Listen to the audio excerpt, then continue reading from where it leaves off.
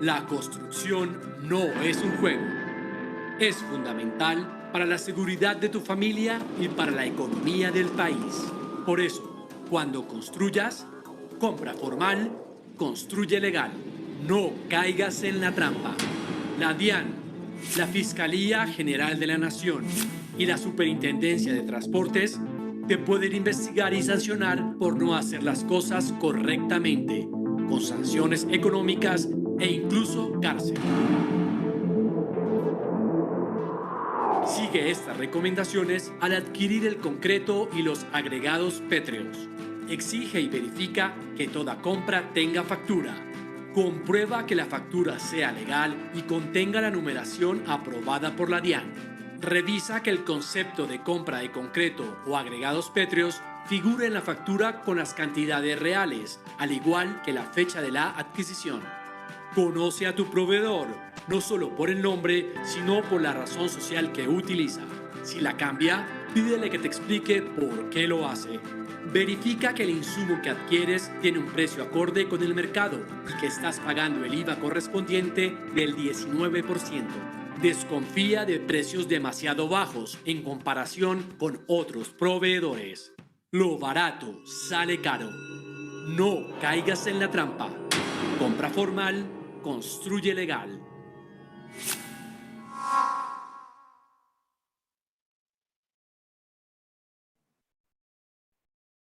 Muy buenos días para todos.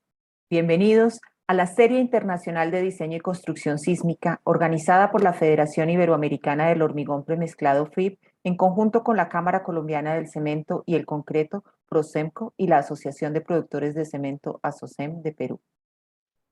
La Cámara Colombiana del Cemento y el Concreto Procemco es una entidad de carácter gremial fundada en 1985 como Asocreto. Reúne a las empresas productoras de cemento, concreto y prefabricados de Colombia para promover el buen uso de estos materiales y actualizar el sector de la construcción en sus desarrollos, nuevas tecnologías y construcción con criterios de calidad y durabilidad. Hacen parte de Procemco Argos, Cementos Tequendama, Cemex Colombia, Concremóvil, Concretera Tremix, Empresa Colombiana de Cementos Alión, Holcim Colombia, Hormigón Andino, Hormigón Urbano, Manufacturas de Cemento Titán, Polimix Concreto Colombia, Preanza y Ultracem. La Asociación de Productores de Cemento ASOCEM fue fundada en 1982 y es la entidad gremial representativa de la industria de cemento y productos derivados en el Perú, cuya finalidad es la promoción y desarrollo de la industria para contribuir con el desarrollo sostenible del país. Hacen parte de ASOCEM, Cementos Pacasmayo, UNACEM y Cementos Yura. Esta serie internacional de diseño y construcción está conformada por 17 conferencias que se realizan en 4 módulos. El módulo 1 ya finalizó. Estamos desarrollando el módulo 2 en conferencias los sábados dirigidas al personal de obra y hoy tenemos la segunda conferencia del módulo 3, análisis de vulnerabilidad sísmica de estructuras de concreto, que lo conforman 4 conferencias. Quienes se conecten en vivo al menos a 3 de las conferencias programadas en este tercer módulo pueden optar por su constancia de asistencia. En Zoom, el registro es automático al ingreso. Y para quienes están conectados por YouTube, en el chat estamos publicando el link para que puedan registrarse y que su asistencia sea tenida en cuenta para la constancia. Noticreto, la revista técnica del concreto en todas sus aplicaciones, es publicada bimestralmente en Colombia desde 1986 y en Perú desde 2018. Actualmente está en circulación en Colombia la edición 165, un especial sobre inversión privada en infraestructura, y para los asistentes a esta serie residentes en Colombia, Noticreto tiene una promoción especial para suscripciones y renovaciones. 12 ediciones impresas por 99.900 pesos y recibes como obsequio el libro El concreto y los terremotos. El link para hacer uso de la promoción lo estamos publicando en el chat. Y en Perú, donde en este momento circula la edición número 17 sobre avances en tecnología y construcción en concreto, la oferta de Noticreto también es muy especial. Para los asistentes a esta serie residentes en Perú, el 50% de descuento en la suscripción, que para ese país es virtual. La pueden hacer efectiva escribiendo al correo electrónico k.loaiza@asocem.org.pe, que igualmente vamos a publicar en el chat.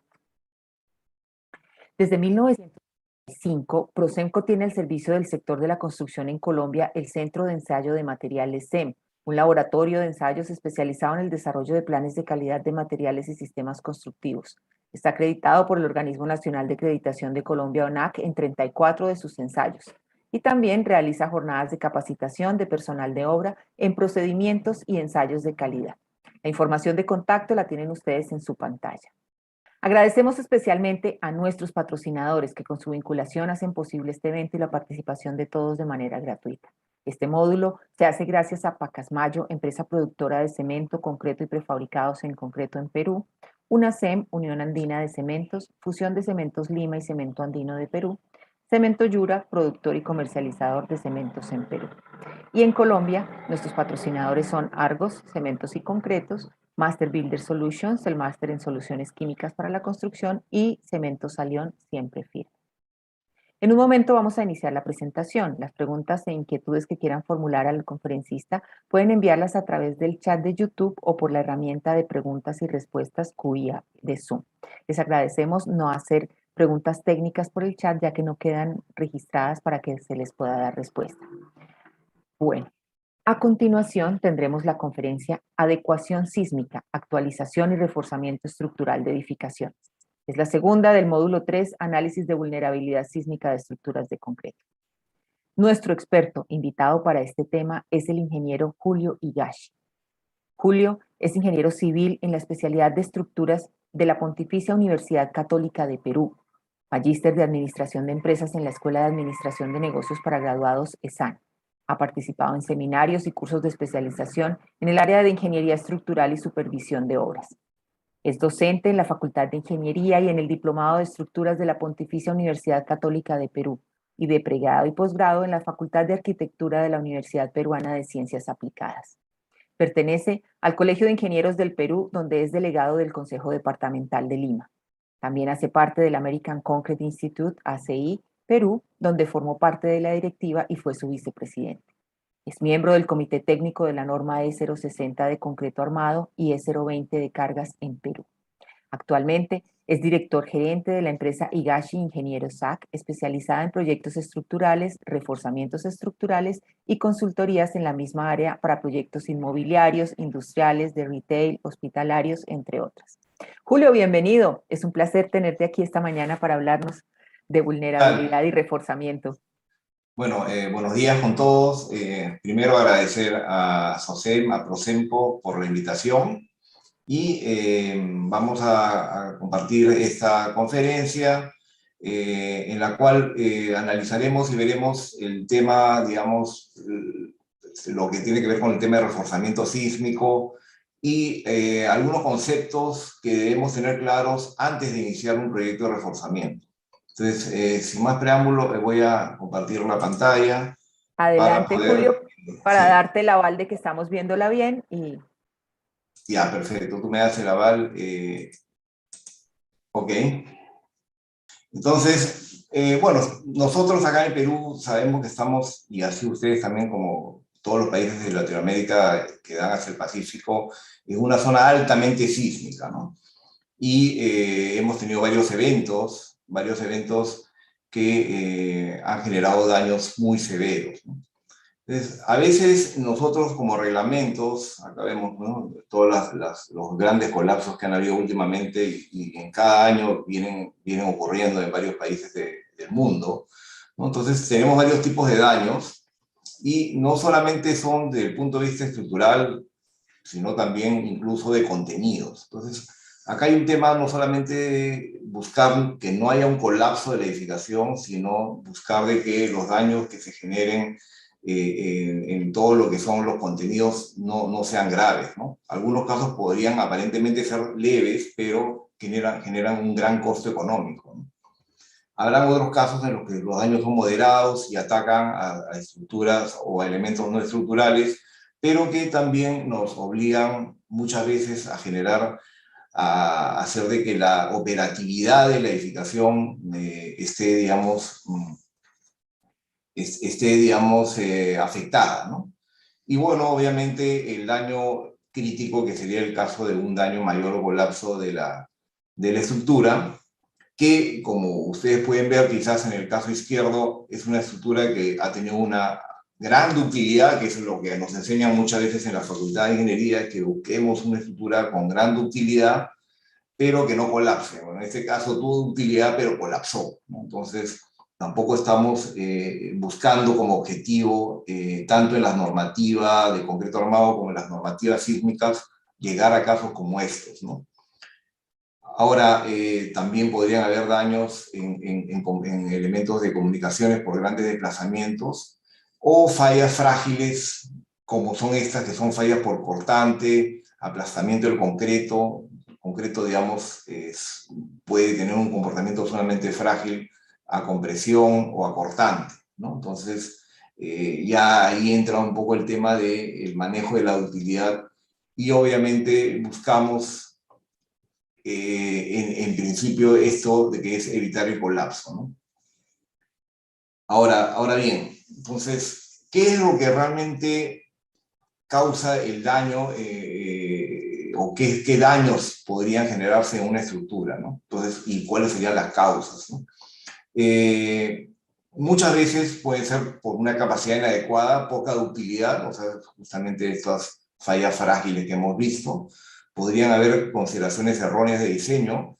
En ese punto, sí, también debemos tomar en cuenta de que las normativas, los reglamentos evolucionan con el tiempo y estas evoluciones hacen de que de repente nuestras edificaciones queden ya rezagadas con reglamentos anteriores a su vigencia. También podría haber un tema de baja calidad de construcción. Muchas veces se combinan estas tres posibilidades, digamos, de fallas que podrían hacer que haya un daño en una estructura debido o provocada por un terremoto, ¿no? Y podrían haber otros elementos como incendios, tsunamis o licuefacción del suelo que obviamente afectarían a la estructura y podrían generar su colapso, ¿no?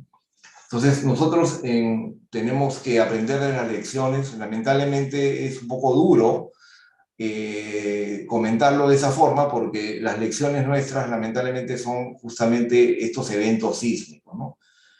Pero el tema es ver qué es lo que está causando estos daños y cómo podemos enfrentarlos, ¿no? Y estos daños, de alguna forma, se podrían generar por aceleraciones grandes del suelo. Digamos, en un movimiento sísmico se lleva o traduce una gran aceleración a las edificaciones y que puede producir estas aceleraciones ya de por sí, solamente por el tema de aceleraciones, daños en equipamiento, elevadores, techos, luces, todo lo que está, digamos, contenido en la edificación, ¿no? Y la otra, digamos, causa de daños es cuando y esa es una de las principales razones de las fallas, incluso estructurales, son causadas por grandes derivas de entrepisos. O sea, si yo tengo una estructura muy flexible, que va a estar sometida a un evento sísmico y tiene grandes deformaciones, sabemos que allí está la concentración del daño, ¿no? Entonces, ¿cómo debemos controlar nosotros ese problema de cómo lograr que la deriva del edificio, digamos, no genere excesivos daños en la edificación, ¿no? Si ustedes tienen unos edificios, por ejemplo, de muros de concreto, en que están prácticamente los muros en algunos casos trabajando en voladizo cuando no están acoplados a vigas, ese desplazamiento global va a generar una gran rotación en la parte inferior y ya se ha visto que eso genera serios daños en estos elementos, por ejemplo, específicamente que son las placas, ¿no? Entonces son las derivas de entrepiso las que realmente son las que generan estos daños, ¿no? Y digo derivas de entrepiso porque ya han habido sistemas, o hay sistemas, por ejemplo, de aislamiento sísmico, donde lo que, digamos, se busca es hacer de que la estructura se encuentre separada, se separe de lo que vendría a ser el movimiento del suelo, y si bien hay grandes derivas, ¿no? Estas derivas se dan en forma global, no en una deriva entre pisos, que es una deriva relativa entre un piso superior y el otro, que es la que realmente causa el daño, ¿no? Entonces, ahora, normativamente, todas nuestras normas están, normalmente es un diseño prescriptivo, llamamos así normativo, ¿no? y que se ha basado fuertemente en dos temas, ¿no? Control de desplazamientos y garantía de ductilidad. Entonces, este tema creo que todos ustedes lo manejan, el tema de la ductilidad de la estructura, en el sentido de que nosotros realmente es como que nos engañamos y diseñamos para una fuerza mucho menor a la que realmente el sismo nos va a llegar a la edificación, ¿no? ¿Y cómo logramos esa, digamos, mágica reducción? A través de un concepto que nosotros hemos estudiado, que es la ductilidad. Pero la pregunta que ahora nos hacemos, y ahora es un poco la tendencia, es a pensar si es que ductilidad es solamente lo único que debemos buscar, ¿no? Y esto ya, digamos, ha sido demostrado en varios países donde aparentemente, por ejemplo, en el sismo de Nueva Zelanda, o en el sismo de Chile, donde hubieron, digamos, un comportamiento, llamémoslo así, bueno, en el sentido de que se cumplió normativamente con un buen control de desplazamiento, cero colapso, casi cero colapso, pero daños que obligaban a que luego del evento sísmico tuviésemos que hacer una prácticamente reconstrucción. En algunos casos, esa foto que está a la derecha es la reconstrucción que se tuvo que hacer en Nueva Zelanda, en Christchurch, en un sismo que hubo en ese país, ¿no? Entonces la pregunta es si debemos buscar algo más que solamente el tema de utilidad, y ya se comienzan a manejar algunos conceptos como es la resiliencia, ¿no? O sea, ¿qué tanto, o sea, qué tanto podemos, qué tanta capacidad tiene la estructura de recuperarse después de un evento adverso, llamémosle un sismo, ¿no? Y recuperarse significa llegar a una operación normal, ¿no? Nosotros sabemos que tenemos en nuestro concepto de diseño un sismo de servicio, un sismo de diseño y un sismo máximo, ¿no? Y lo que normalmente buscamos nosotros en las diferentes normativas es que en el caso del sismo máximo buscamos prevenir el colapso, en el sismo de diseño buscamos un daño reparable, y en el caso de un sismo de servicio, que son los que frecuentemente ocurren, evitar el daño, ¿no? Pero la pregunta es si es que debemos dar el paso para saber o lograr considerar que la estructura va a tener una operación normal luego de uno de estos sismos, ¿no? Entonces, estos criterios de utilidad, por ejemplo, que nosotros manejamos a través del ACI, por ejemplo, donde dan, digamos, se ha sacado del detalle que hay en el ACI sobre lo que es las vías de acoplamiento, por ejemplo, que buscan elementos dúctiles dentro de lo que vendría a ser un elemento que va a estar sometido a altos niveles de cortante. Nosotros buscamos, digamos, tener un comportamiento dúctil, pero la pregunta es si es que eso es suficiente, ¿no? Si eso es suficiente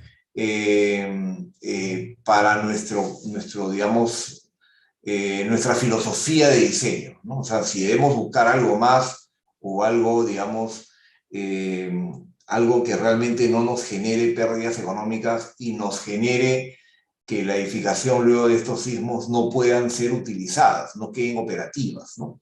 Entonces, daños como estos, que aparentemente podrían no ser estructurales en algunos casos, ya nos vuelven la estructura poco operativa, ¿no? Entonces, acá han habido varias conferencias, ¿no?, sobre lo que es el tema de la resiliencia. Esta fue una conferencia que hubo sobre cómo el mundo está cambiando y cómo es, digamos, el reto de que nuestras edificaciones también deberían cambiar. Sobre todo, considerar que nuestras edificaciones deberían tener esa habilidad, no solamente de poder soportar el sismo, sino de poder tener la capacidad de poder ser recuperada, y ahí es donde viene el tema de reforzamiento, ¿no?, que es el que vamos a ver en algunos casos y algunos ejemplos, cómo esos reforzamientos nos llevan a poder llevar a nuestra estructura quizás a una situación incluso mejor de la que tenía, ¿no? Pero obviamente ese punto de partida tendría que ser, tendría que haber tenido esa edificación, esa capacidad de poder recuperarse luego de este evento severo. Porque la idea no es que, bueno, venga el evento severo y nos lleve a tener que demoler la edificación, ¿no? hay un tema ya económico, ¿no? Acá este gráfico también sacado de esa conferencia nos indica, es bien interesante porque nos indica, por ejemplo, bueno, nosotros normalmente estábamos en esta fase, digamos, de absorción de situaciones de eventos, cuando ocurre el evento, digamos, grave, en este caso un gran sismo, ¿no? Obviamente nosotros no queremos que haya una falla frágil, ¿no? Buscamos dentro de todo una falla dúctil, pero el punto en el que lleguemos luego del evento vendría a ser la recuperación de la estructura a través de, digamos, de tecnologías de reforzamiento que nos lleven, en algunos casos, a situaciones mejores a las que tenía antes, y eso nos permita, digamos, tener una recuperación rápida y poder poner la estructura en servicio, ¿no? Entonces, este concepto de recuperación bajo diferentes tipos de metodologías nos llevan a justamente a ver y analizar qué proyectos de reforzamiento podemos llevar a cabo, ¿no? Y luego, ya digamos con el tiempo, es un periodo de adaptación, obviamente de envejecimiento de la estructura, pero la idea, dentro de lo mejor, digamos, dentro de la idea de esas edificaciones resilientes es que tengan o mantengan su capacidad a lo largo del tiempo, ¿no?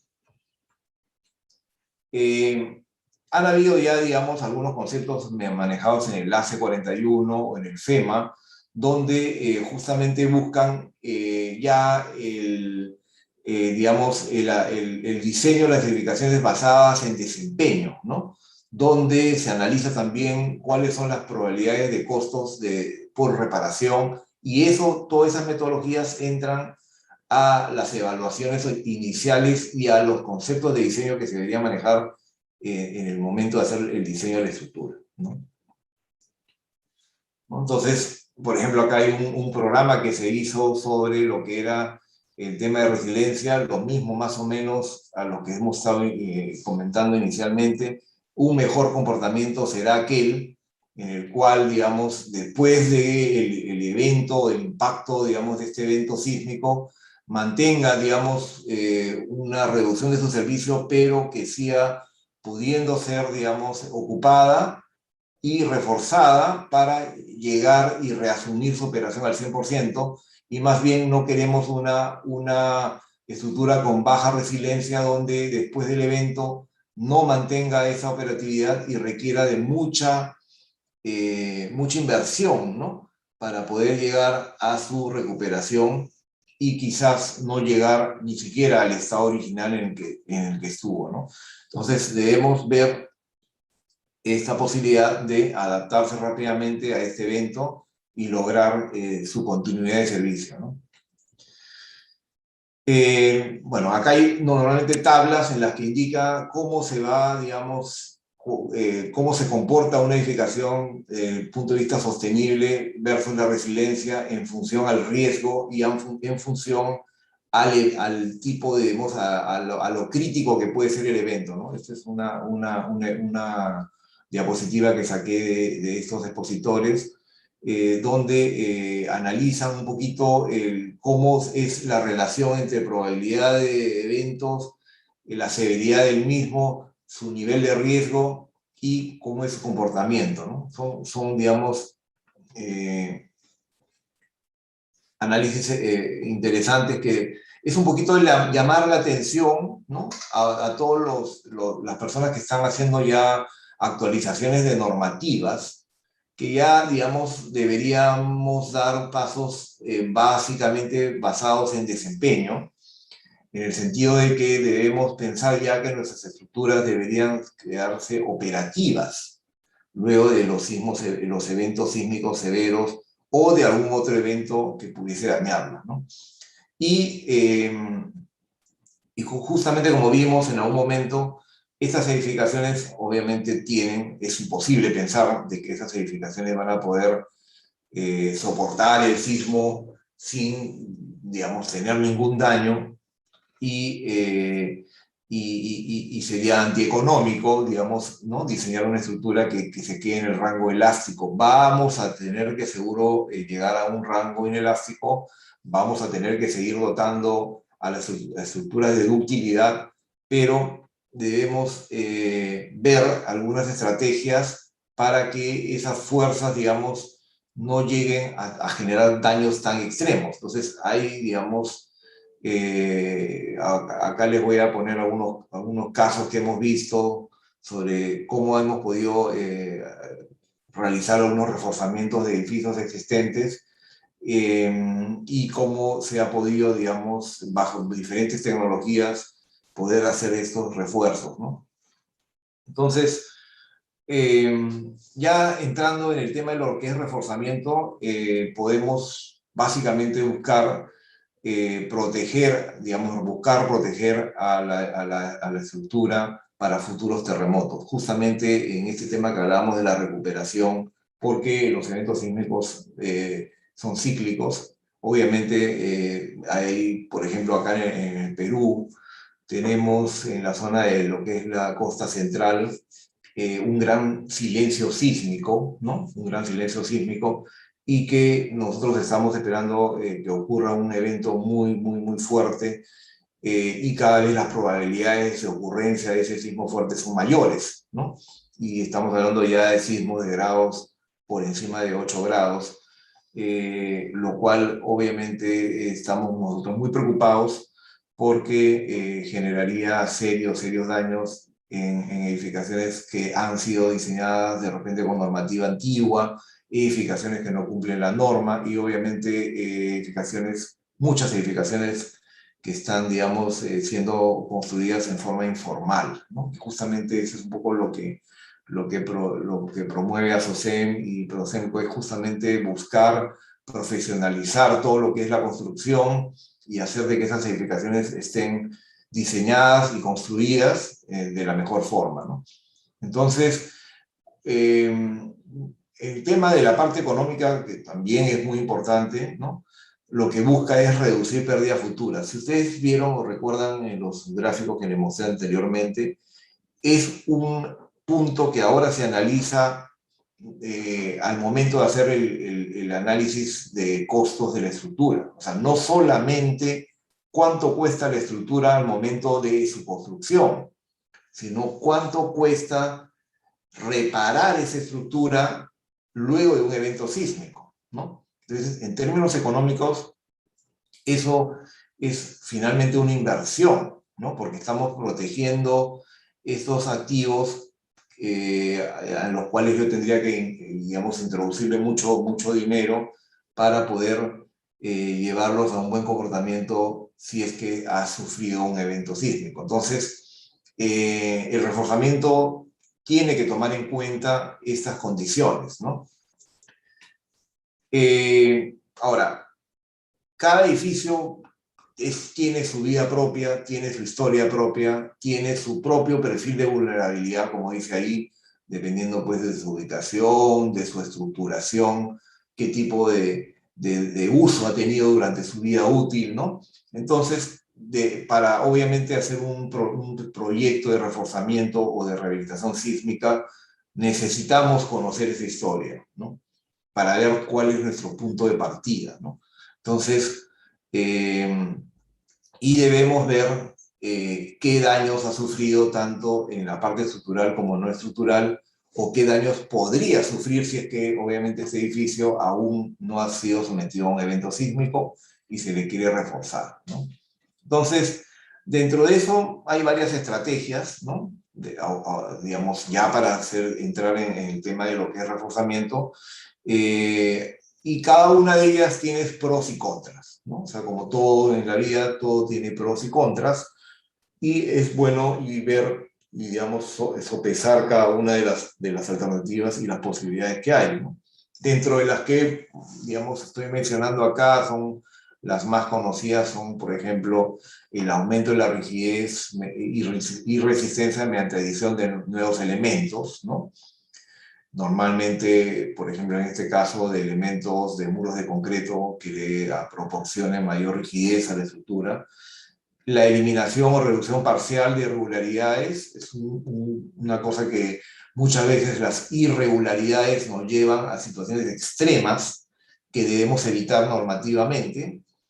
Debemos poder reducir la masa, quitar de repente todo lo que son tabiquerías innecesarias y bajarlas de peso, o hacer algún tipo de estrategia de encamisetado, que es darle mayor resistencia a un elemento estructural sin terminar de demolerlo, sino añadiéndole sección. Las estrategias de aislamiento sísmico, que también ahora están muy, digamos, usadas para poder evitar, digamos, mucha intervención en la superestructura y concentrarse de repente en hacer que esa estructura tenga menos requerimientos sísmicos, o la instalación de dispositivos de disipación de energía, que es un par de ejemplos que vamos a ver posteriormente, ¿no? Entonces, hay muchas estrategias y obviamente va a depender de la historia, la vida propia, las posibilidades que este edificio nos pueda dar, ¿no? También estas rehabilitaciones deben contemplar todos los temas no estructurales que ahora cada vez están teniendo mucho más relevancia, por lo costoso, ¿no? Y porque estos revestimientos, parapetos, elementos tipo muro cortinas, etcétera, deberían, digamos, no generar lesiones en caso de que haya una ocurrencia de un sismo. Entonces, este cuadrito, que ya tiene bastantes años, es antiguo, pero es interesante ver en qué sentido o qué criterio podemos nosotros establecer de cómo ha sido el comportamiento de la estructura y la decisión de si es que debemos demoler, reparar o reforzar, ¿no? Entonces, y dependiendo de que esa reparación sea menor o grande, ¿no?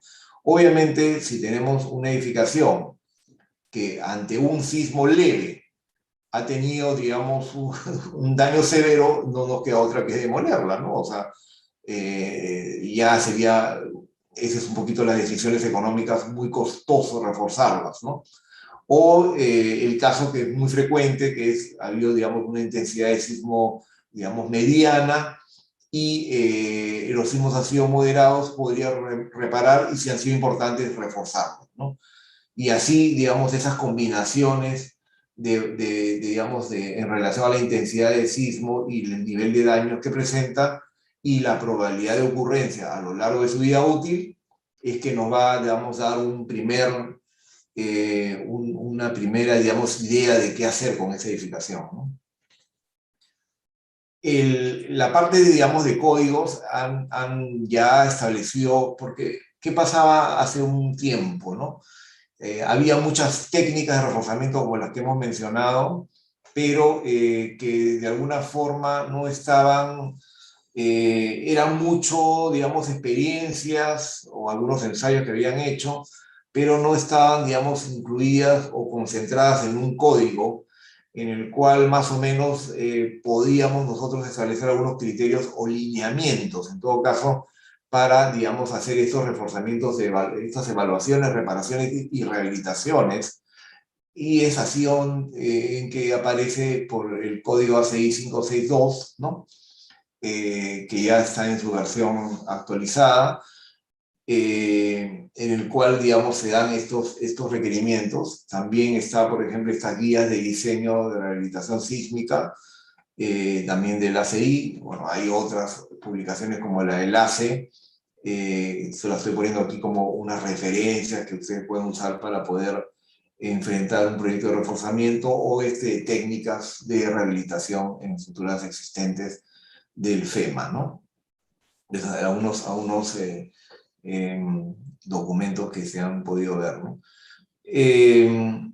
Vamos a ver, por ejemplo, algunos daños, ¿no?, que se generaron en muros de concreto. Por ejemplo, estos son unos edificios que se dañaron en el sismo de Chile, ¿no? O sea, los elementos justamente que buscan darle rigidez al edificio podrían tener daños que no son dúctiles, justamente de una de las cosas que hemos estado viendo, y justamente se ha detectado, pues, que la falta de confinamiento de los núcleos es una de las razones, ¿no?, que generan estos problemas.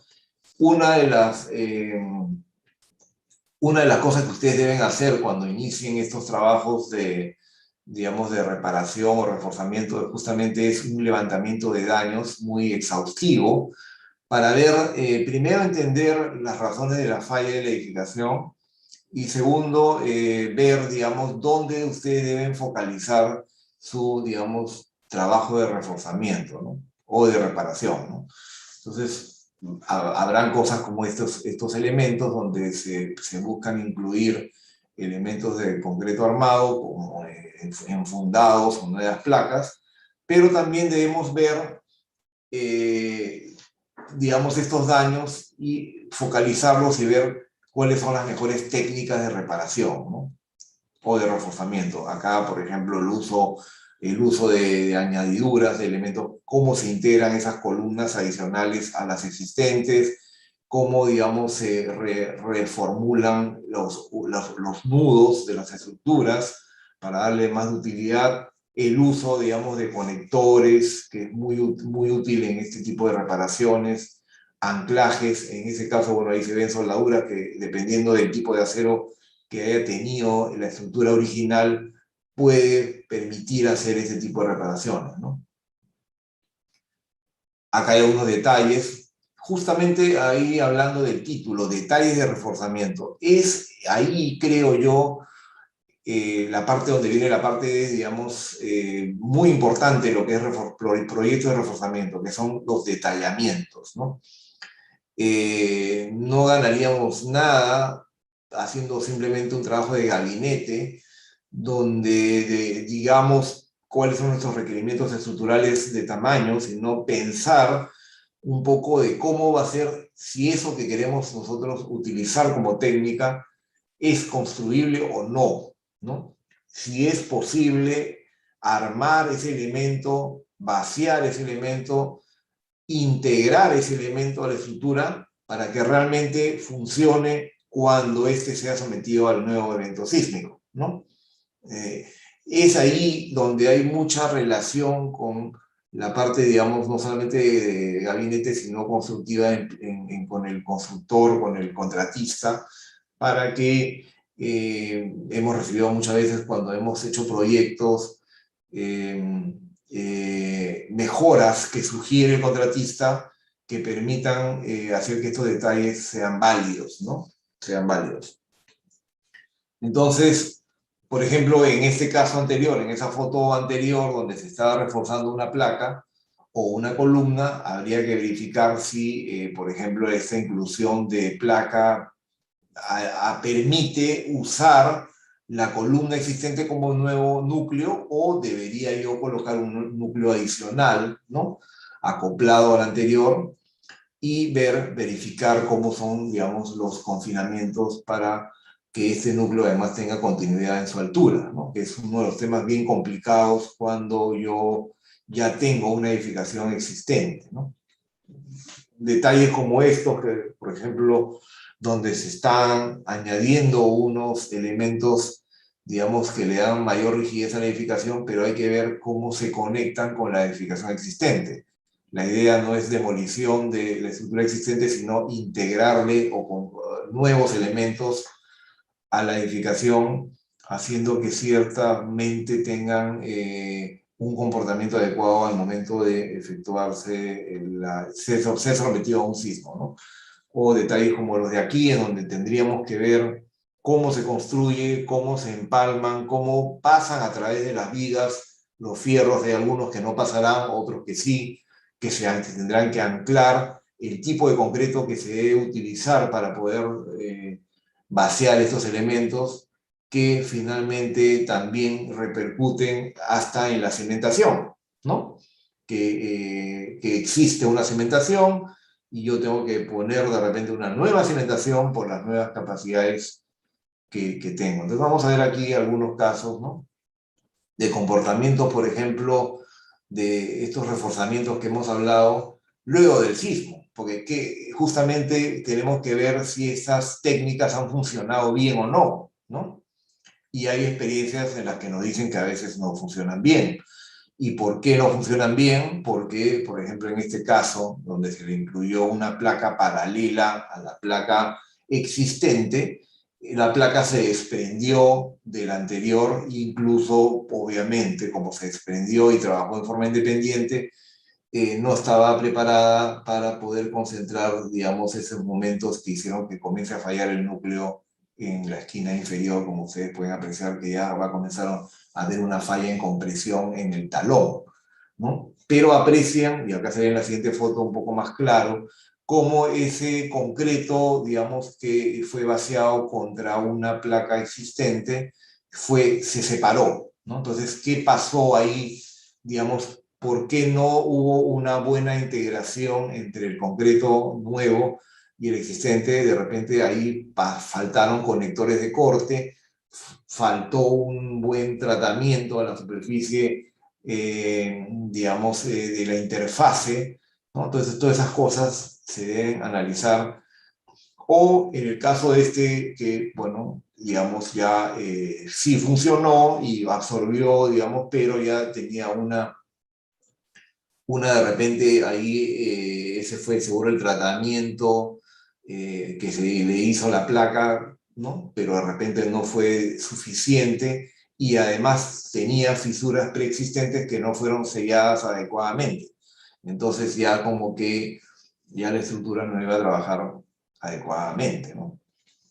Entonces aquí, por ejemplo, les muestro un caso de un proyecto en el que hubo un reforzamiento muy intenso, y lo pongo para un poco vean cómo de alguna forma se incluyeron. En este caso, por ejemplo, necesitaba un reforzamiento sismorresistente, sumamente intenso, porque iba a tener otro uso la edificación, requería mayor densidad de placas y muros de corte, y obviamente también refuerzo de vigas y losas, porque al incluir las placas, le introducía yo mayores fuerzas,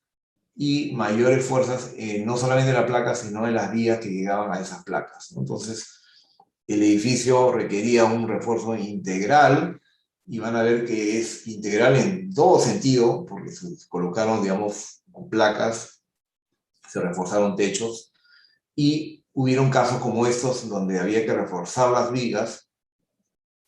Era un edificio que ya existía, obviamente, y acá esto lo pongo como un ejemplo porque no necesariamente lo que uno dibuja en esa elevación que se ve en la parte superior se puede, digamos, reflejar bien en la realidad.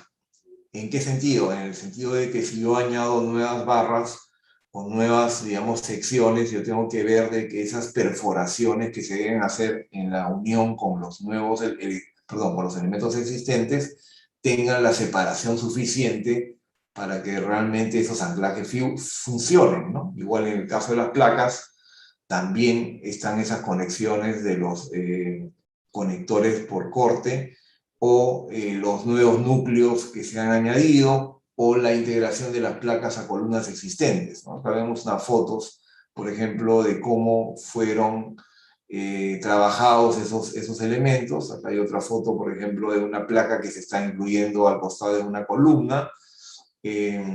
Los elementos de apuntalamiento que tienen que haber para poder generar las ventanas de vaciado y que no se dañen, las conexiones que se dan entre la placa existente y nueva, la rugosidad que hay que dejar entre la placa existente y ese es el caso, por ejemplo, el ejemplo que vimos donde no se había conectado adecuadamente. Entonces esto, digamos, fue pensado para poder tener esos conectores a lo alto de la placa, en la zona central, sobre todo en las zonas extremas de la conexión.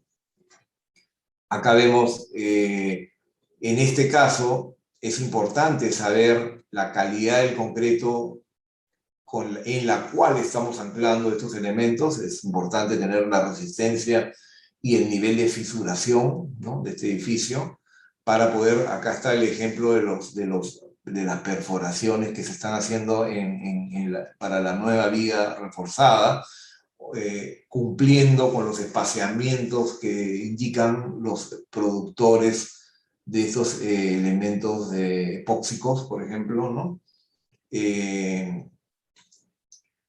Aquí el trabajo es bastante, llamémosle así, muy artesanal. No es la palabra artesanal en el sentido, sino de que no es un trabajo masivo, ¿no?, sino es un trabajo muy, digamos, cuidadoso, de elemento por elemento, ir viendo cómo se va generando el anclaje.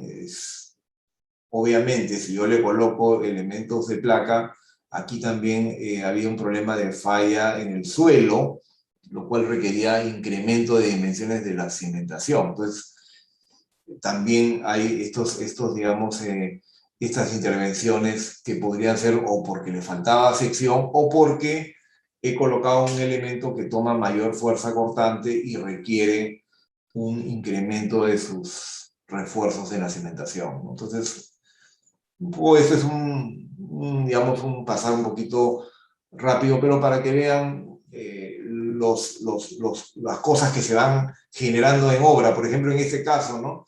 Que se ha tenido que lograr, o se ha tenido que hacer un apuntalamiento del techo para poder nosotros darle continuidad a la armadura de la placa, ¿no?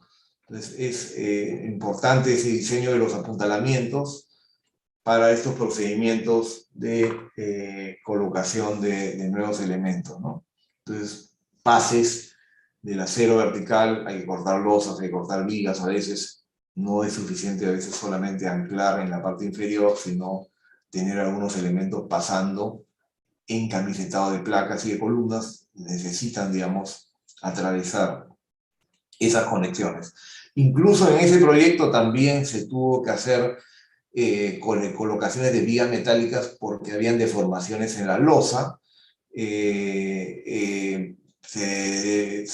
encontró que habían deficiencias y se tuvieron que colocar unas vigas metálicas de refuerzo, ¿no? Entonces, como ustedes ven, hay casos en los que es muy intenso el trabajo, digamos, de reforzamiento, en este caso refuerzo de losas, no se optó por un uso de fibra, sino con estructuras metálicas, porque el problema era rigidez, y ustedes saben de que para usar la fibra es cuando yo necesito resistencia, ¿no? No tanto darle rigidez al elemento, ¿no?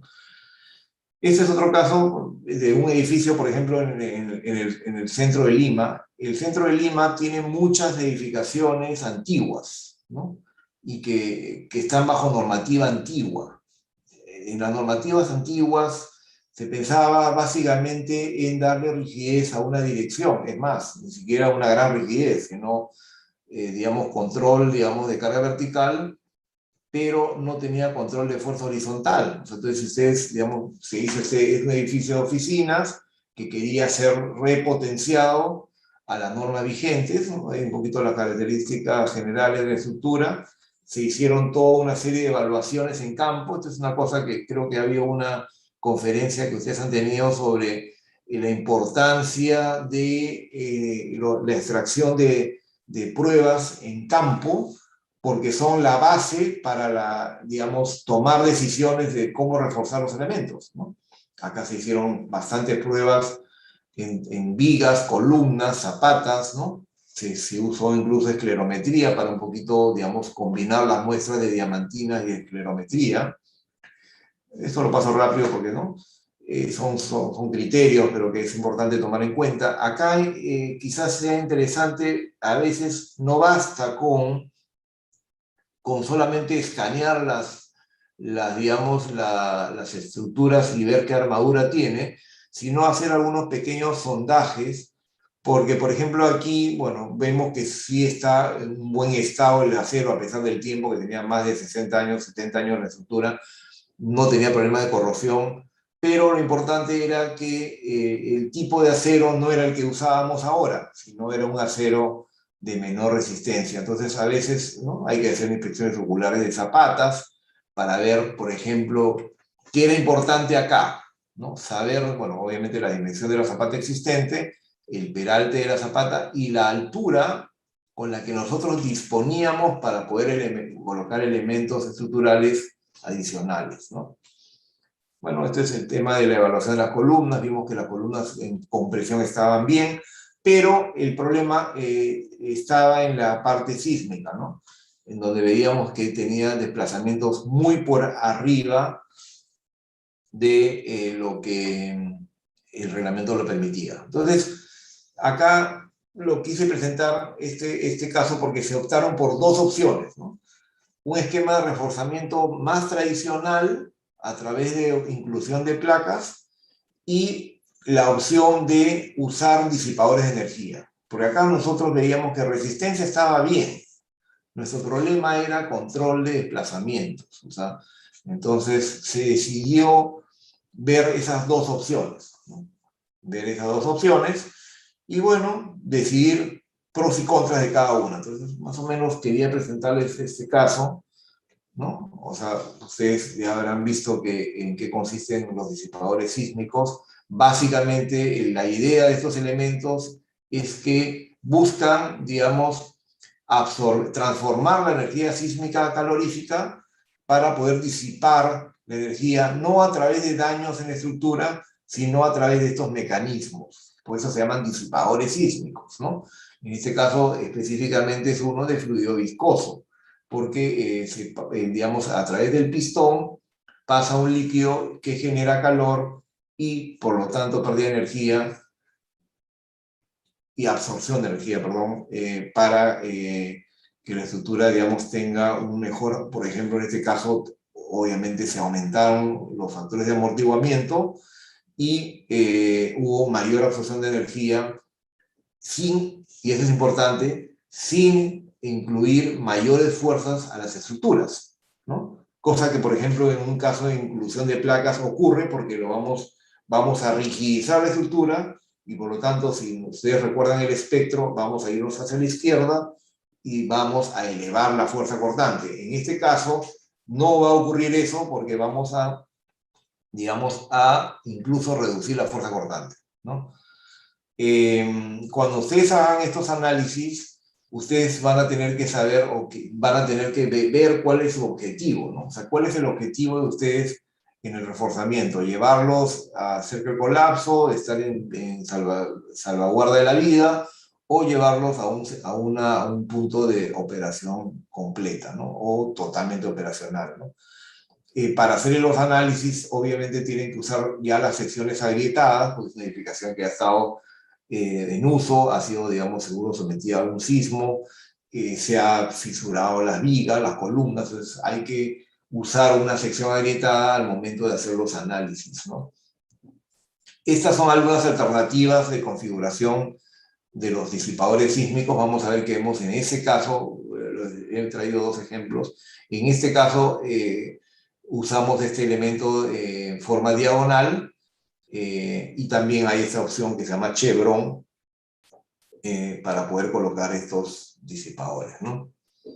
Entonces se hace el análisis, ahí, digamos, se colocan dentro del modelamiento de la estructura los elementos tipo link para poder colocar los disipadores con sus propiedades, básicamente el exponente de velocidad, su coeficiente su constante de amortiguamiento y la rigidez axial del elemento con el cual, digamos, va a estar conectado el disipador.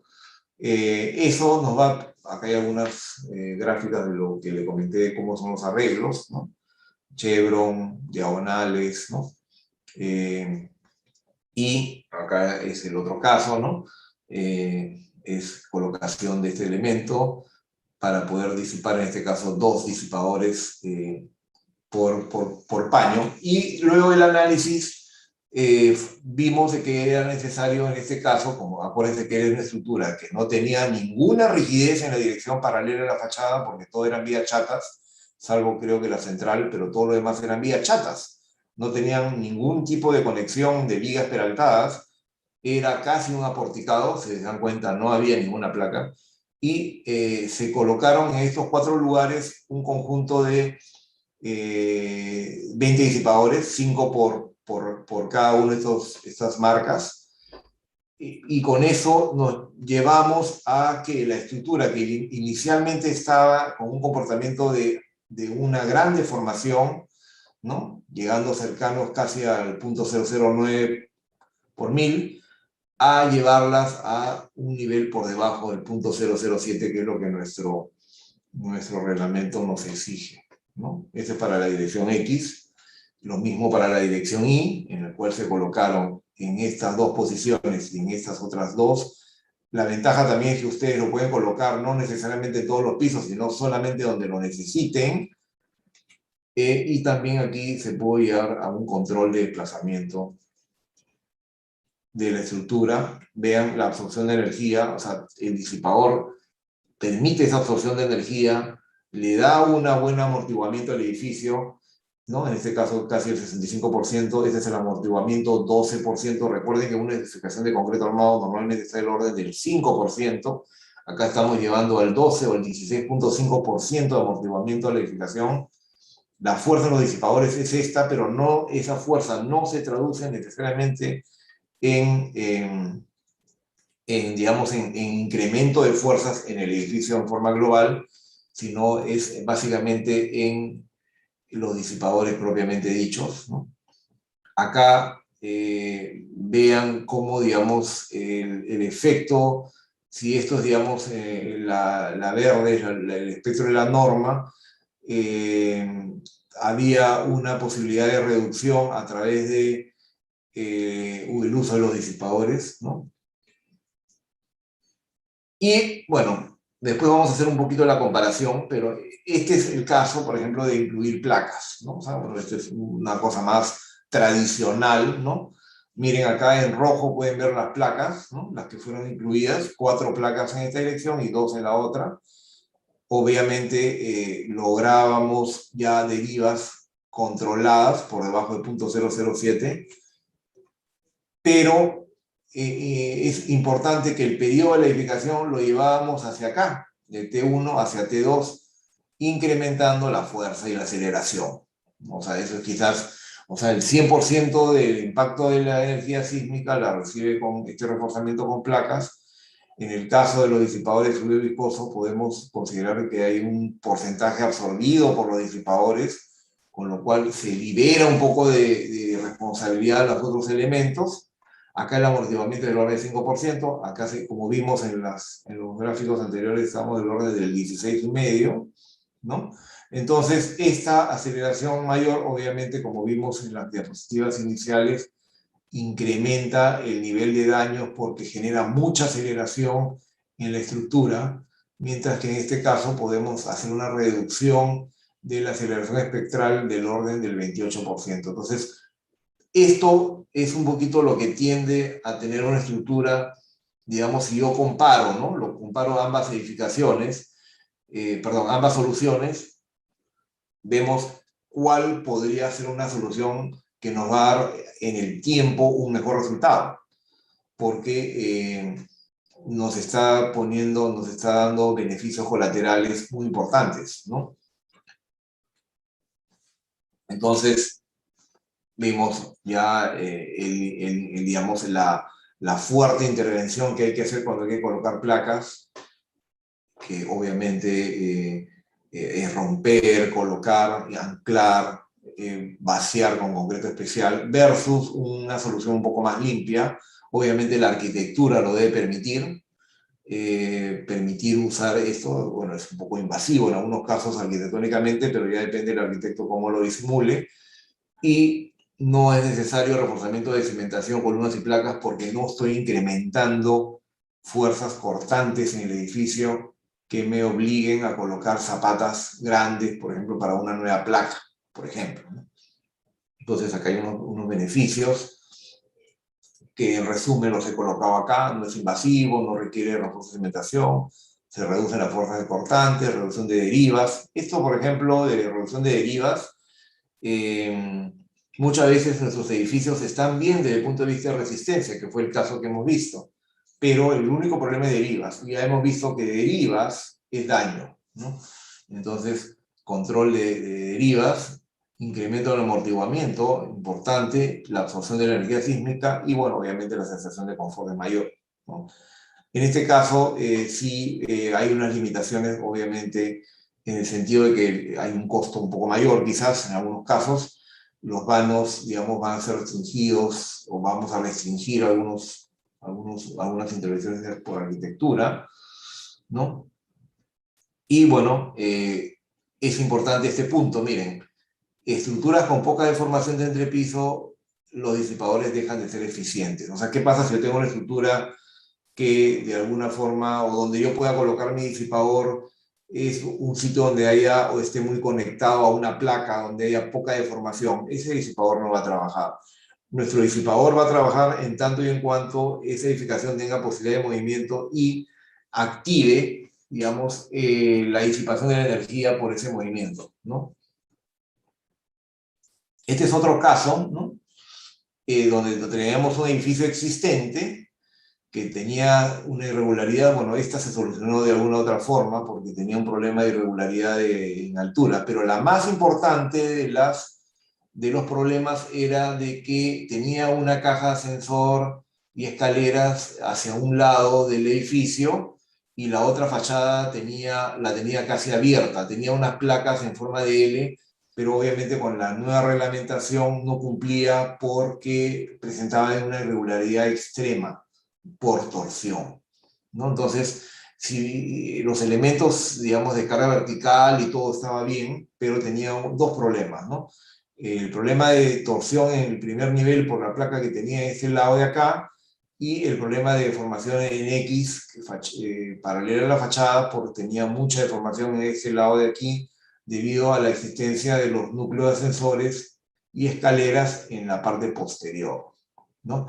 Entonces, nosotros hacíamos el análisis, incluso tenía unos arreostres iniciales aquí, pero que no, digamos, eran muy esbeltos, y si bien generaban una ayuda a la deformación, el problema es que tenían mucha compresión axial y podían, digamos, fallar. Entonces se tuvo que quitar esto y colocar unos refuerzos adicionales. Si ustedes ven, digamos, en un edificio de 18 pisos, la deriva está por encima de los niveles reglamentarios, o sea, ya desde el piso 6 ya no cumplía con el reglamento, hasta el 18, y tenía niveles de aceleración altos, ¿no? Entonces, digamos, el punto, digamos, lo que se quiso, lo que se buscó era colocarle estos disipadores en estas alturas, que se fue jugando en cuanto a cuántos colocar y en qué disposición. La arquitectura nos permitía usar este vano. En forma esquemática es un uso tipo chevron, que es el que está acá mostrándose.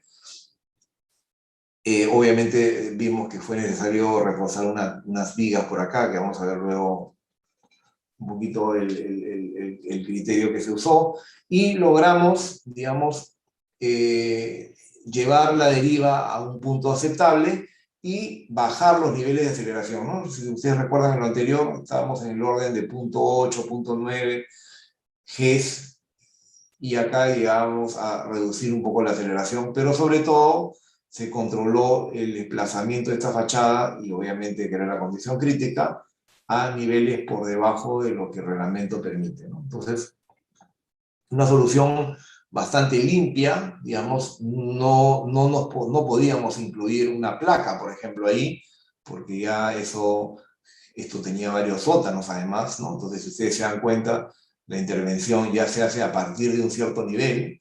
Es cierto que en este caso sí fue necesario incluir unos reforzamientos en las vigas, porque las vigas no tenían mucha capacidad, y teníamos que transmitir también un poco la fuerza axial hacia las columnas, que estaban muy, muy justas, pero solamente fue necesario reforzar un par de columnas para que haya un adecuado comportamiento de este sistema, ¿no?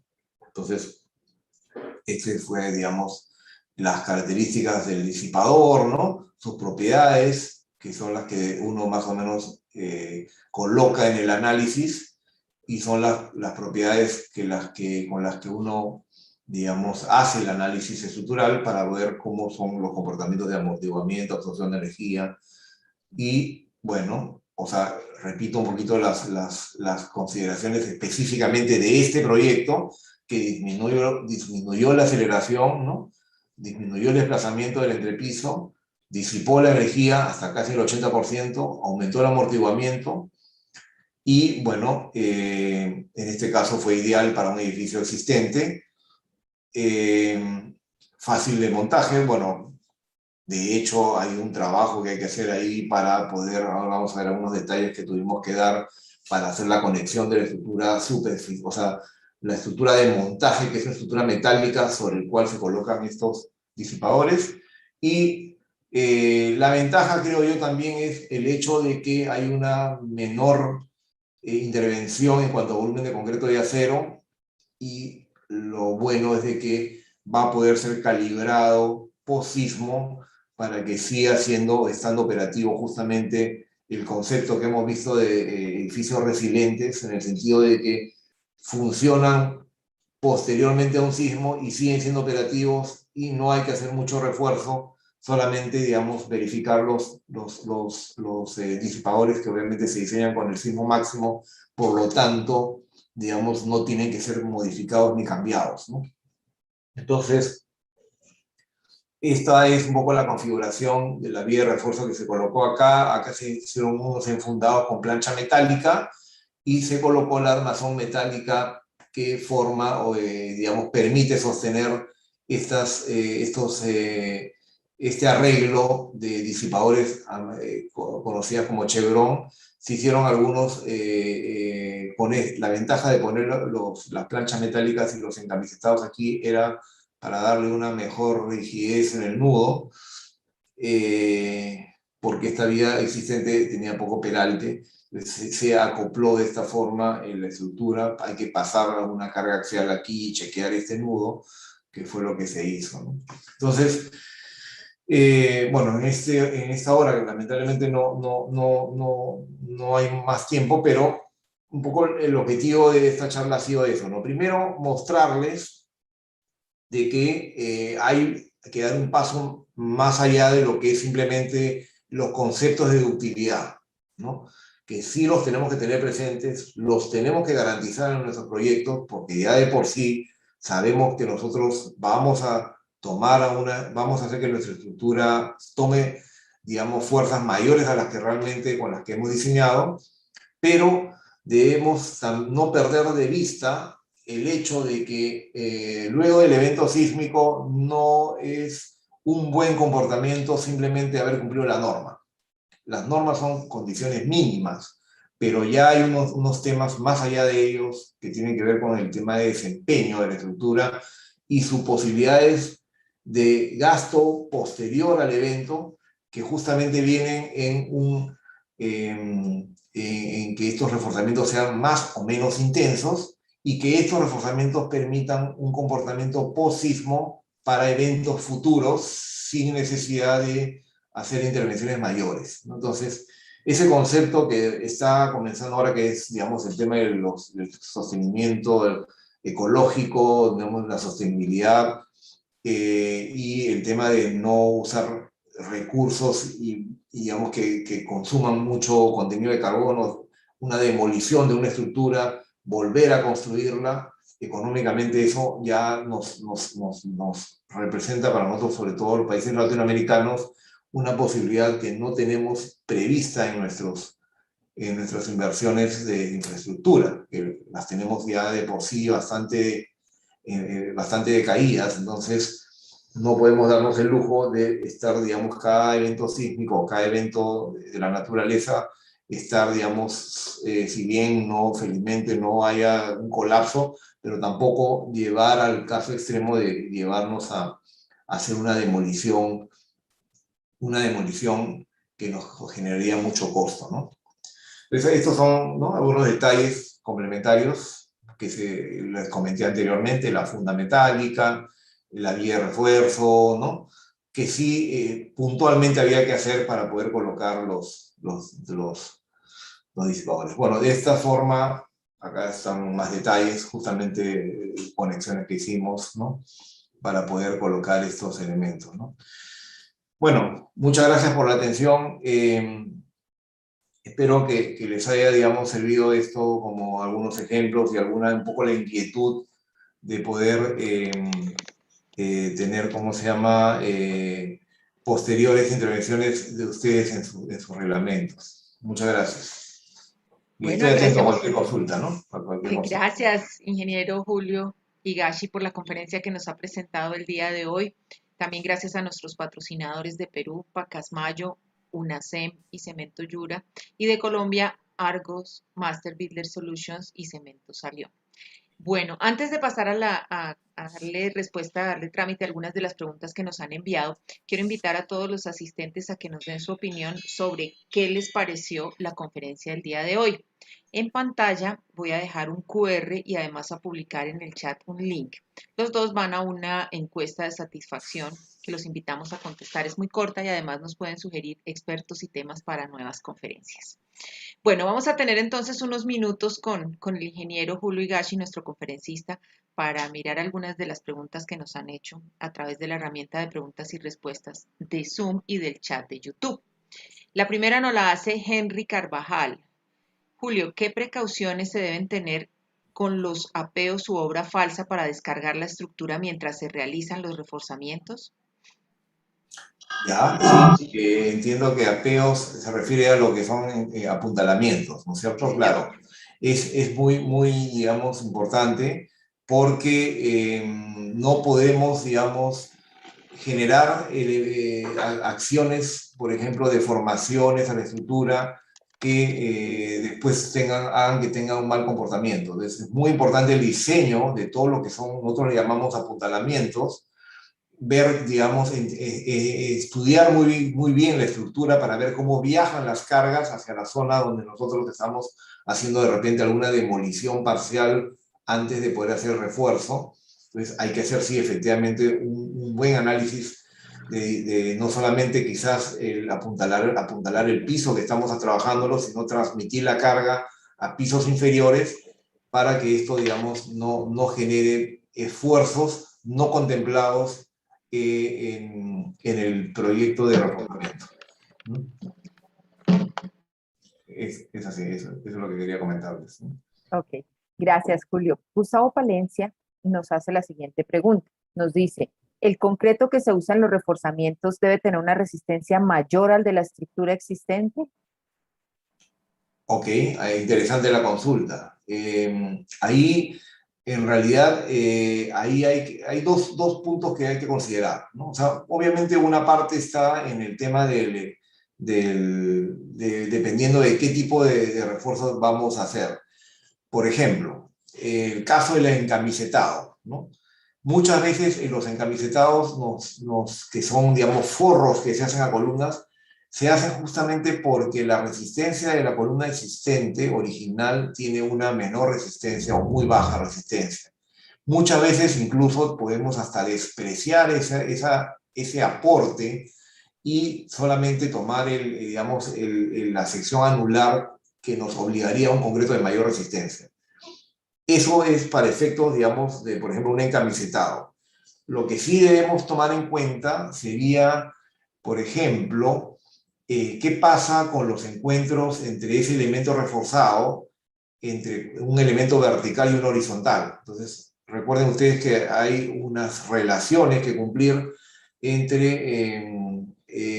para que realmente en la unión, o sea, en el nudo de la columna con la viga, no haya problemas de que estemos manteniendo una resistencia baja, ¿no? Entonces, por ejemplo, ahí hay que estudiar muy bien qué partes vamos a demoler para integrar ese concreto que estamos haciendo en la columna en ese nudo. Entonces, eso es en cuanto a la resistencia, ¿no? Y también hay que tomar en cuenta, ya por proceso constructivo, si nosotros tomamos resistencias que de repente no se han contemplado o son muy diferentes, que los módulos de elasticidad de ese concreto pueden ser distintos entre el elemento que estoy yo colocando y el elemento, digamos, que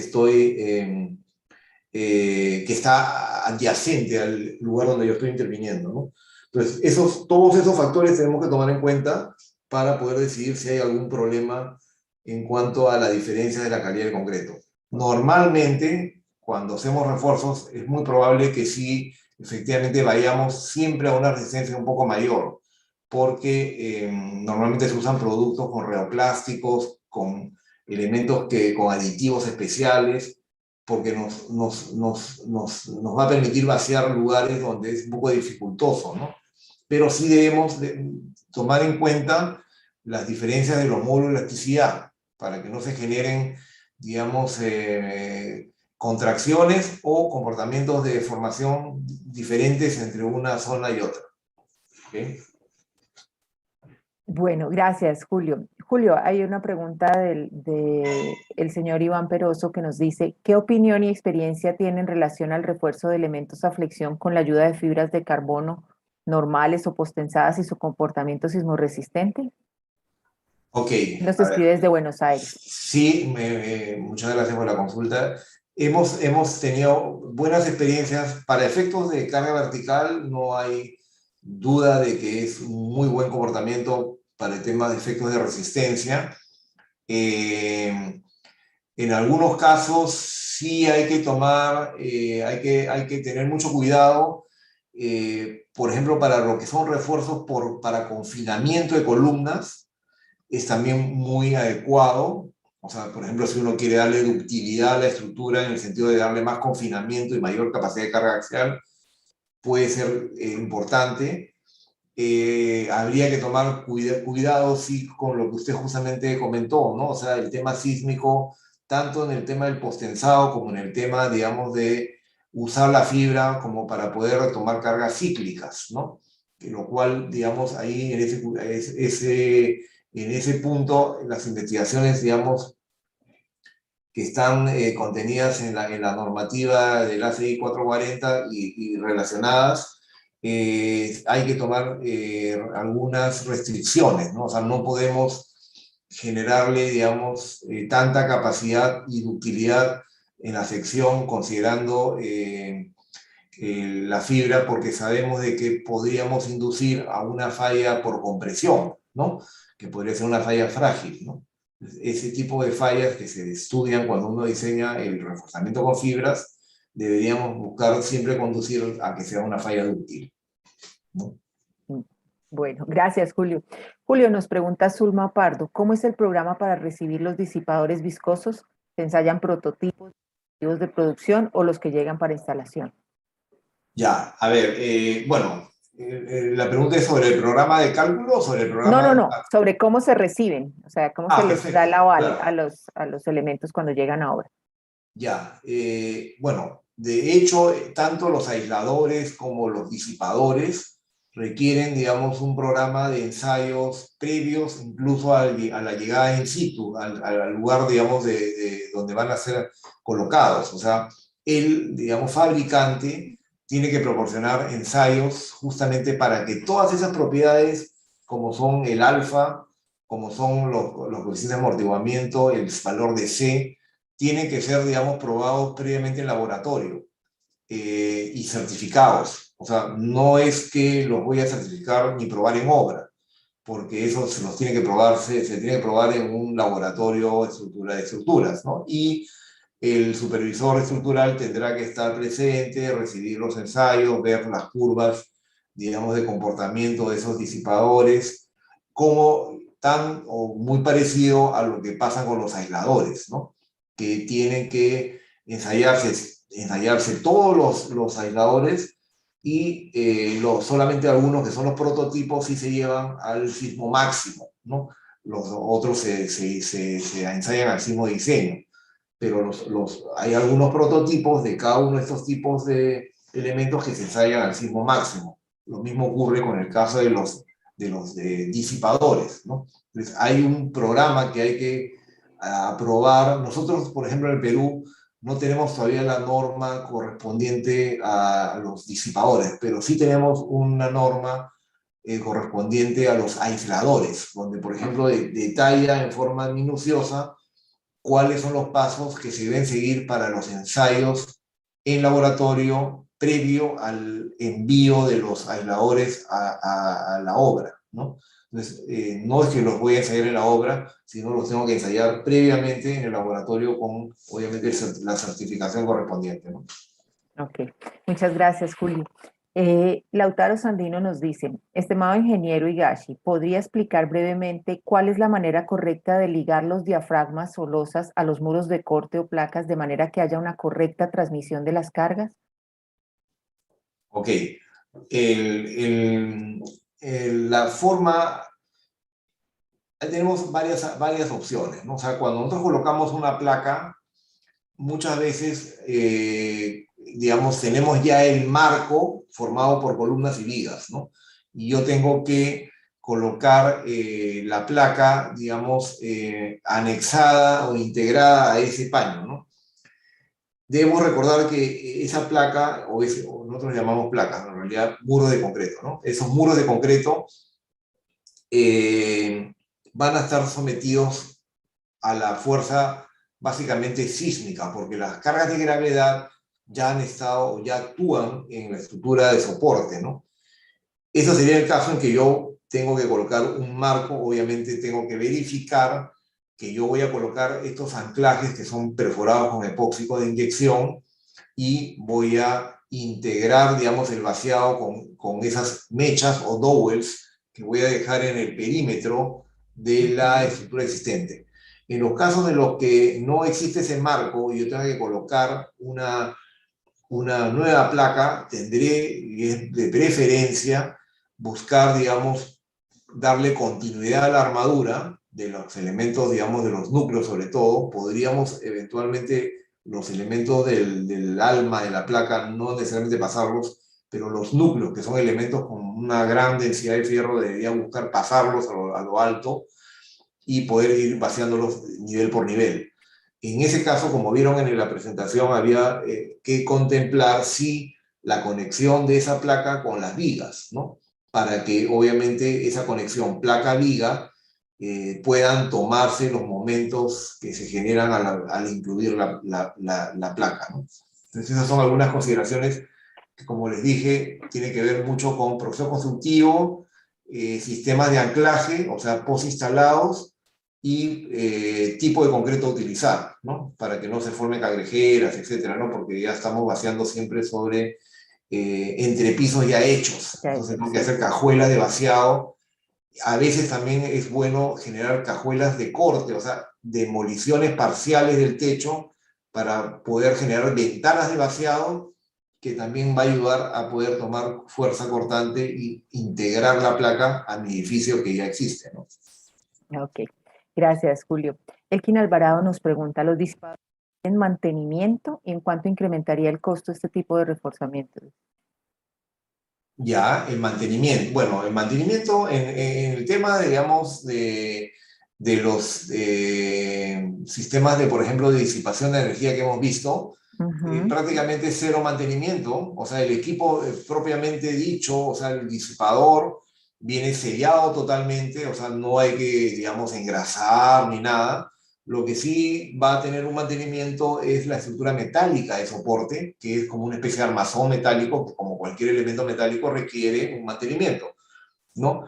Creo que por ahí va la pregunta, porque ya en lo demás, que son elementos de concreto, bueno, es lo que normalmente se hace, de poder hacer una, digamos, revisión, de que no haya problema de carbonatación, eso ya para el concreto. Pero para lo que es mantenimiento creo que está orientado más a la pregunta de los disipadores, ¿no? Del disipador, sí, señor. Así es. En ese caso, en realidad, los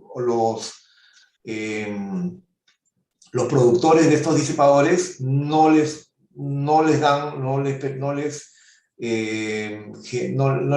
a hacer un mantenimiento, o sea, no es que tengan que cambiar el líquido que está dentro del pistón, por ejemplo, ¿no? Eso ya viene sellado, y es más, un buen disipador es aquel que no tiene ninguna pérdida de ese fluido a lo largo del tiempo.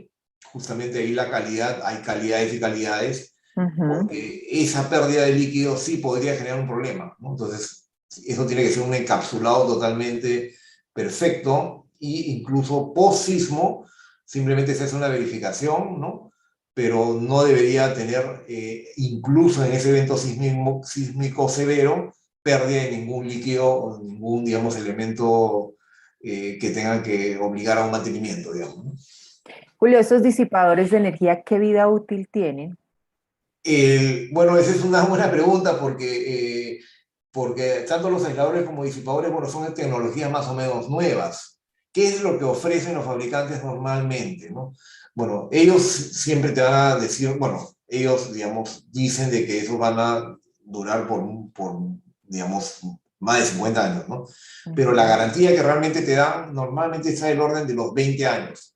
Pero no es que quiera, no quiere decir de que ellos, digamos, digan de que ya los 20 años no funciona, sino simplemente es que como un tema comercial no se animan a dar más tiempo porque bueno, la tecnología tampoco ha tenido ese tiempo, ¿no? Entonces, pero ya ha habido casos, por ejemplo, en el caso de los aisladores, de ya, digamos, más o menos se han probado, digamos, con desgaste de laboratorio, digamos, hacerlo trabajar por más tiempo y aparentemente por ahí no está la cosa, o sea, no hay un problema de que duren más o menos, o sea, duran, ¿no? O sea, porque hay algunas personas que, claro, dicen, bueno, en el caso en el caso de los disipadores, es prácticamente algo que viene sellado y no debería tener una degradación en el tiempo, ¿no? En el caso de los aisladores, ahí va a depender del tipo de la goma, o sea, del material este de caucho, que, bueno, viene forrado, sí es verdad, pero alguna gente dice que podría tener un envejecimiento con el tiempo o pérdida de propiedades. Justamente la calidad de estos materiales, o sea, de estos productores son los que deberían garantizar, pero normalmente te garantizan por 20, 30 años, pero no es como le digo que dejan de funcionar, sino que no se atreven a dar más tiempo por un tema comercial, ¿no? De Pero sí, acuerdo. bueno, funcionan, ¿no? Al menos, ¿no? Bueno, Julio, hay varias preguntas respecto de un tema sobre cada cuánto se deben llevar a cabo las revisiones o actualizaciones de estructuras según tu experiencia. Ya, o sea, ¿cada cuánto se debe llevar acá? Bueno, Se revisa una estructura cada... sí, es importante. Miren, en los últimos años hemos tenido varios casos, por ejemplo, y bueno, ustedes creo que ya han estado al tanto de lo que pasó en Miami, En Miami, ¿no? por Que ejemplo, es un sí. problema de corrosión, que a veces esos problemas no son problemas que no se detectan, digamos, con el tiempo. O sea, tienen señales y avisos, fisuras, ¿no? Que ya van avisando de que hay un problema. Entonces, debería ver si efectivamente en este tipo de estructuras, dependiendo de su cercanía a agresividad digamos, de suelos, de terreno, de ambiente, debería haber un programa de mantenimiento que más o menos haga un mapeo de cómo está la estructura. Por ejemplo, ahora que estamos con el problema de la contaminación ambiental, el problema de la carbonatación, por ejemplo, que es una pérdida, digamos, de capacidad de protección del concreto al acero, es algo que se tiene que evaluar, porque muchas Ujú. veces cuando nosotros hemos llegado a estructuras para evaluar o reforzar, sacamos, digamos, las diamantinas y vemos pues que tiene una carbonatación muy, muy profunda, que prácticamente es la que ha dejado sin protección al acero. Entonces ya es difícil hacer una intervención cuando esto ya pasó de demasiado tiempo, ¿no? O cuando, por ejemplo, esto es muy clásico en el tema de la corrosión, ya hay momentos en los que la armadura ya perdió una sección muy importante y por más, digamos, sentido de poder hacer una reparación ya nos resulta muy complicado. Entonces, sí recomiendo que haya un programa de inspección y digamos, de mantenimiento a la edificación, la cual nos va a permitir saber que ya hay un problema que se está viviendo en tiempo. Ok. Bueno, con esto entonces damos por terminada la sesión de preguntas y la conferencia de hoy. Agradecemos a nuestro conferencista Julio Higashi por su buena disposición para compartirnos su experiencia y todos sus conocimientos. Julio, esperamos tenerte nuevamente para hablar de estos temas en nuestro set. Bueno, muchas gracias, gracias a todos. Estamos atentos a cualquier invitación y ya de seguro nos veremos Nos, nos vemos en Cartagena en para la reunión del Cartagena. concreto 2022, que hasta ahora voy a invitar a todos nuestros asistentes. Pero antes quiero agradecer también a los patrocinadores, gracias a Pacasmayo, UNACEM y Cemento Yura de Perú, y a Argos Master Builder Solutions y Cemento Salión de Colombia. Su vinculación comercial hacen posible que programemos módulos como este y llegar a ustedes con las conferencias de alta tecnología. Antes entonces de finalizar, quiero contarles sobre los próximos eventos que tenemos programados para ustedes. Vamos a continuar con esta serie internacional de diseño y construcción sísmica y este módulo 3 de análisis de vulnerabilidad sísmica de estructuras de concreto el próximo martes 2 de septiembre a las 11 de la mañana, hora Colombia, Perú, para la tercera conferencia de este módulo. La conferencia es Criterios para el análisis de vulnerabilidad sísmica y valoración de riesgos en infraestructura con el reconocido ingeniero Ennio Pacini de la Universidad de Goiás de Brasil. Recuerden que la inscripción que hicieron para asistir a la conferencia de hoy es válida para toda la serie y van a recibir el link de conexión en sus correos electrónicos. En el chat, de todas maneras, vamos a publicar el link de registro para que puedan compartirlo con otros profesionales que quieran asistir. Pasado mañana, sábado 4 de septiembre, vamos a tener la cuarta conferencia del módulo 2 de la serie de estructuras básicas de concreto reforzado, conceptos de construcción. Recuerden que este es un módulo dirigido al personal de obra y que además hace parte del programa Club Maestros del Concreto. Tendremos la conferencia Cimentaciones superficiales, zapatas, ciclópeos, vigas de amarre, placas. La cita el próximo sábado 3 de la tarde, hora Colombia, Perú. Los invito a asistir y compartir el link de registro con sus colaboradores en obra. Ellos son los encargados del manejo del concreto, maestros, oficiales, ayudantes, personal técnico, residentes, directores, para que el próximo sábado se unan a la conferencia, ya que se trata de información práctica de gran utilidad. ASOCEM Perú invita al curso Estimación de la incertidumbre de la medición en métodos de ensayo con el ingeniero Armando Arias Aguas, que va a realizar 6 al 10 de septiembre a las 7 de la noche, hora Colombia, Perú. Quienes estén interesados pueden obtener información o tramitar su inscripción inscribiendo a contacto@asocem.org.pe. En el chat estamos publicando este correo electrónico. Y ya se acerca la RC 2021. Del 28 de septiembre al 1 de octubre tendrá lugar la reunión del concreto virtual, el máximo evento de la construcción con lo último en tecnología del cemento y el concreto y los prefabricados. La asistencia es sin costo y ya están abiertas las inscripciones. Pueden hacerlo ingresando a www.reuniondelconcreto.com. En el chat pueden encontrar el link. Y en el marco de la RC 2021 vamos a realizar el tercer concurso estudiantil iberoamericano del concreto, que en esta versión será sobre pavimentos de concreto. Es la oportunidad de los estudiantes de toda Latinoamérica de recibir capacitación sobre el diseño de pavimentos de concreto y participar en el concurso. El link para la consulta de las bases y las inscripciones lo publicamos en el chat. Los invito a ustedes todos a ser multiplicadores de esta iniciativa y compartirlo con todos los estudiantes que conozcan, estudiantes de ingeniería, arquitectura y demás áreas relacionadas con la construcción. Si estás en YouTube, te invito a oprimir el botón de suscripción y activar la campanita de notificaciones para estar siempre conectado con nuestros programas de conferencias. Puedes revivir las conferencias de esta serie en los canales de YouTube de Prosemco y ASOCEM. Las direcciones las estamos publicando en el chat. A partir de mañana, la grabación de esta conferencia va a estar disponible en estos canales de YouTube, Prosemco y ASOCEM. Y para quienes están interesados en las presentaciones de las conferencias, van a estar disponibles por demanda en nuestra página web una vez concluya el módulo. Es decir, van a estar disponibles en www.prosem.co. Ya se encuentran a disposición las del módulo 1, diseño sísmico de estructuras de concreto, no corra riesgo. Son 4 excelentes presentaciones de 4 expertos mundiales. Recuerden que si hacen parte del club de suscriptores de Noticreto pueden descargarlas sin costo alguno.